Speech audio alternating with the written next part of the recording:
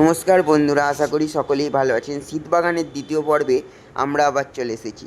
দেখতে পাচ্ছি ছাদের গাঁদা গাছগুলি গত সপ্তাহ থেকে এ সপ্তাহে আরও বৃদ্ধি করেছে এবং প্রতিটাতেই কুঁড়ি এসে গেছে এবং ফুলও দেখতে পাচ্ছি।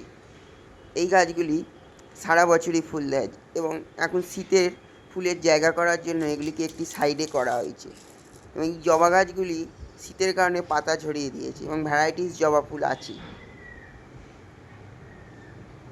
এগুলি বিভিন্ন ধরনের বাহারি গাছ।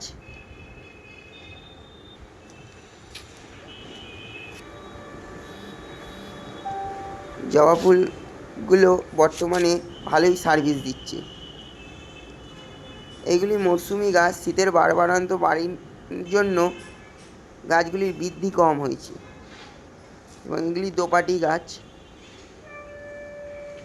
এগুলির বীজ রোপণ করা হয়েছে সবে মাত্র এবং এটাতে মাটি প্রস্তুত করা আছে এই টবগুলিতে এবং সবই মরশুমি গাছ। এগুলি মোটামুটি ধরে গেছে, আগামী মাসে হয়তো ফুল দেওয়া শুরু করবে। এইগুলিতে ধনেপাতা বিন করাই দেওয়া হয়েছে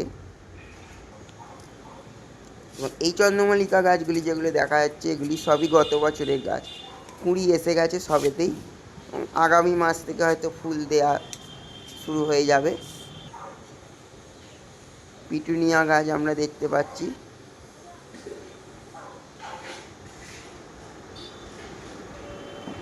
এই পিটুনিয়াগুলিতে ফুলও এসে গেছে।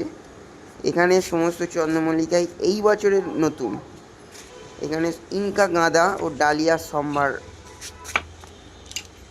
এবং অ্যাস্টার তিনটে আছে, সবই ইনকা গাঁদা এবং গোলাপ আছে কিছু এবং আগামী সপ্তাহে আরও কিছু ডালিয়া ও মরশুমি ফুল দেখতে পাবো নতুন।